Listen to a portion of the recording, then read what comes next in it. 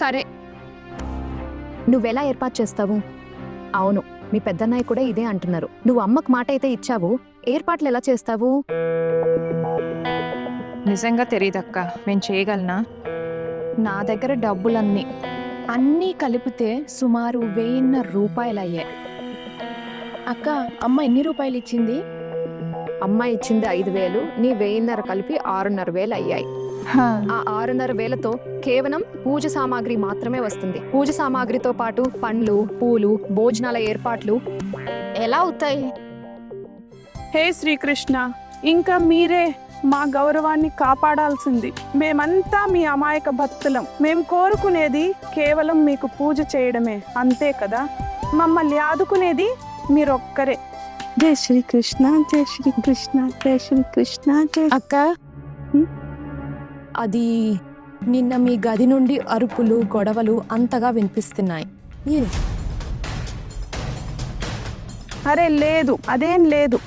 మీ పొల్టు అన్నయ్య తోడేళ్ళలాంటివాడు, ఎప్పుడు చూసినా అరుస్తూనే ఉంటాడు. పారో, భర్తను తోడేలు అని అంటారా? నిజమే కదా వదినాది, ఎప్పుడు చూసినా తోడేళ్ళ అరుస్తూనే ఉంటారు. నిన్ను తిడుతూ ఏమంటున్నారు తెలుసా? ఏ అమ్మాయి అయితే ప్రతి మాటకి నన్ను అవమానిస్తుందో అంటే నువ్వు. నేను తనతో ఎప్పటికీ మాట్లాడనని. అయినా నాదేముంది, నేను కూడా చెప్పేశాను ఒకే ఇంట్లో ఉంటున్నప్పుడు మాట్లాడక తప్పదు కదా అని. అప్పుడు ఆయన అన్నారు, ఒకవేళ నువ్వు అమ్మాయితో మాట్లాడితే ఆయన నా తల పగలగొడతారట. పగలగొట్టించుకోమంటావా? నేను కూడా చెప్పేశాను. సరే అయితే మీరు ఒక పని చేయండి, నన్ను ఇంటి నుంచి తీసుకెళ్ళి ఎక్కడైనా విడిగా ఉండండి, అద్దె ఇల్లు తీసుకుని ఉండండి, ఇంకేంటి. మరి అప్పుడు ఆ తర్వాత ఏమన్నారు? అరే వదినా, మీ మరిది గారి గురించి మీకు తెలుసుగా, ఆయనకి డబ్బు కంటే ఏది ముఖ్యం కాదు. అద్దె ఇల్లు తీసుకుని డబ్బులు ఖర్చు పెట్టలేరు. ససేమిరా వద్దన్నారు. ఇది మన ఇల్లు, దీని మీద పూర్తి హక్కు మనకుంది, ఇక్కడే ఉండాలి అని చెప్పారు. కానీ తనతో మాత్రం మాట్లాడకూడదని వెళ్తూ నన్ను హెచ్చరించి వెళ్లారు. కాబట్టి అక్క, నాతో మాట్లాడి మీ సమస్యలను పెంచుకోకండి. ఒకవేళ మీతో ఏదైనా చెడుగా ప్రవర్తిస్తే అప్పుడు? ఆనా, ఆయన మహా అయితే ఏం చేస్తారు? కొడతారు, చేసుకుంటారు. అందరికీ ఇదే కదా భయం. నేను ఇప్పటికీ చాలా దెబ్బలు తిన్నాను. తిడతారు, విసుక్కుంటారు, అవమానిస్తారు కూడా, అన్నీ చేస్తారు. అయితే పర్వాలేదు, ఇప్పుడు నాకు ఇలా దెబ్బలు తినడానికి భయం లేదు. ఆయన చెప్పారని నేను మాట్లాడడం మానేయాలా? అలా అసలు జరగదు. కానీ అవును, ఒకవేళ నీకు మాట్లాడడం ఇష్టం లేకపోతే పర్వాలేదు, నేను మాట్లాడనులే. కాసేపటి కోసం మీతో ఎప్పుడు మాట్లాడుతుంటాను, ఎందుకంటే అక్కయ్య, ఎప్పుడు అన్నాను నేను మీతో మాట్లాడనని? ఇప్పుడే అన్నావు, ఖచ్చితంగా ఇప్పుడే. ఎందుకంటే మీ సంసారంలో శాంతి ఉండాలని. తను అందుకే అలా అన్నది, అంతేనా? అరే, ఈ విషయం గురించి మీరెవరు బాధపడకండి.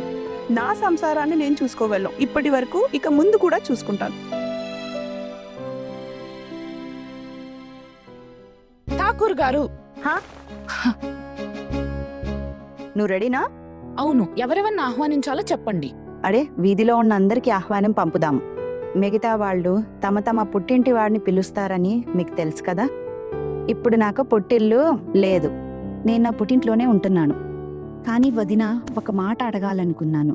మీరు నా పక్షమే కదా? తప్పకుండా ఠాకూర్ గారు, మీ పక్షమే నేను. కానీ ఇప్పుడు నేను ఎవరి దగ్గరికి వెళ్ళగలను? ఇన్నాళ్ళు ఎవరిని గౌరవిస్తున్నానో వాళ్ళేమో ఒక పరాయి అమ్మాయి చేతికి మొత్తం సంసార బాధ్యతలు అప్పగించారు. మన కోడళ్ళ మీద చెడు ప్రభావం పడుతుంది కదా, ఇవన్నీ చూస్తూ కూర్చోలేం కదా.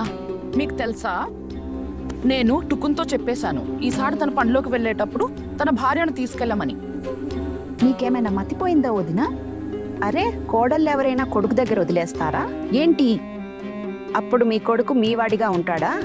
మీ కొడుకు మీ దగ్గరికి తిరిగి కూడా రాడు. నా మాట అర్థమవుతోందా?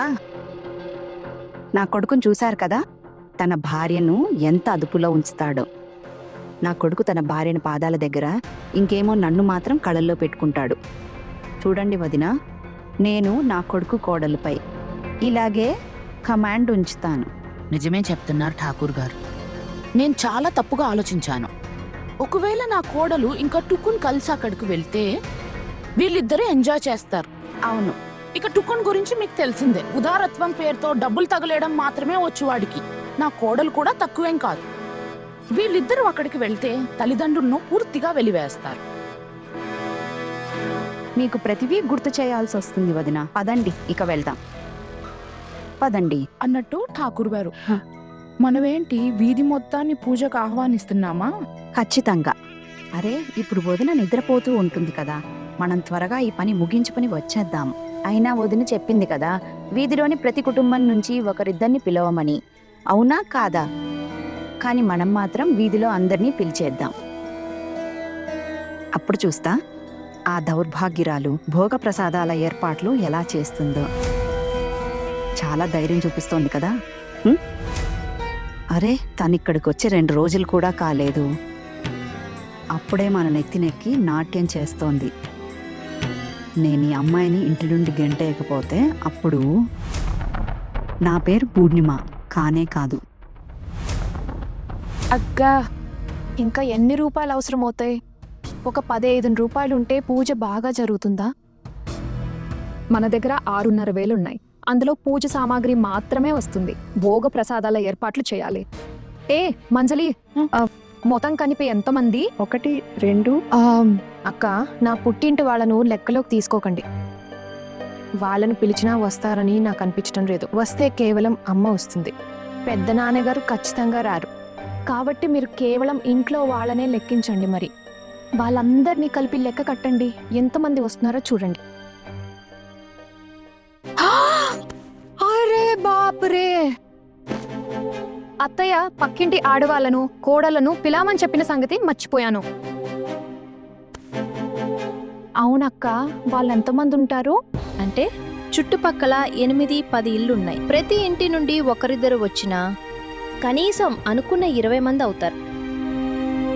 ఈ లెక్కన ఇంట్లో వాళ్ళు బంధువులను కలిపితే ఒక 40-45 మంది అవుతారు. అంటే అక్క, 50 మందిని దృష్టిలో పెట్టుకుని వెళ్లాల్సి ఉంటుంది.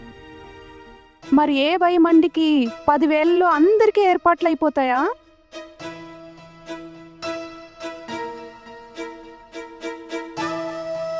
అయితే ఒక దారి మనకుంది. ఈ వీధిలో చేయటానికి భయమేస్తుంది. ఏంటి? అవునక్క, చెప్పండి. అది లేదు, ఏమీ లేదు. బహుశా నాకు అర్థమైంది. మీరు ఆ గిరివి మా అమ్మ గురించి కదా? గిరివి మా అమ్మ? అవును. ఈ గిరివి మా అమ్మ ఎవరు? మన వీధిలో ఒక ముసలావిడ ఉంది.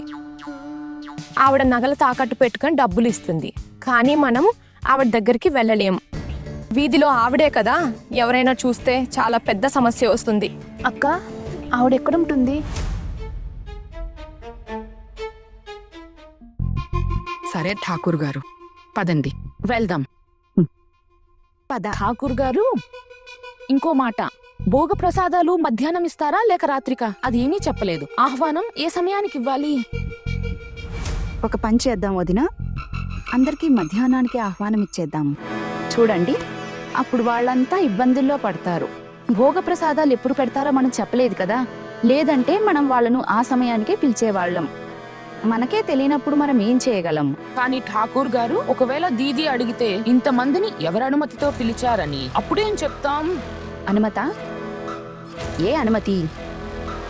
అరే, నేను ఇంటి కూతుర్నే, నాకు హక్కుంది కదా.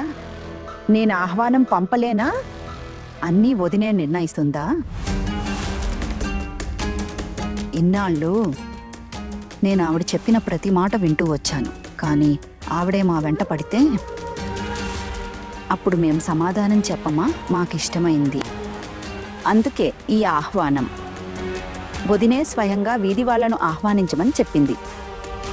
ఇప్పుడు వదిన ఈ ఇంటి కోడలు. ఆవిడ స్వయంగా అందరికీ ఆహ్వానం పలకటానికి వెళ్ళదు. నేనున్నాను కదా ఇక్కడ. వీటి కోసం రేపు చూడండి, వీళ్ళను చిక్కుల్లో పడేస్తా. అందరికీ గుణపాఠం అవుతుంది, సరైన బుద్ధి వస్తుంది. అందరూ ఆకలితో ఖాళీ కడుపుతో తిరిగి వెళ్తున్నప్పుడు అప్పుడు చూడాలి ఎంత సరదాగా ఉంటుందో.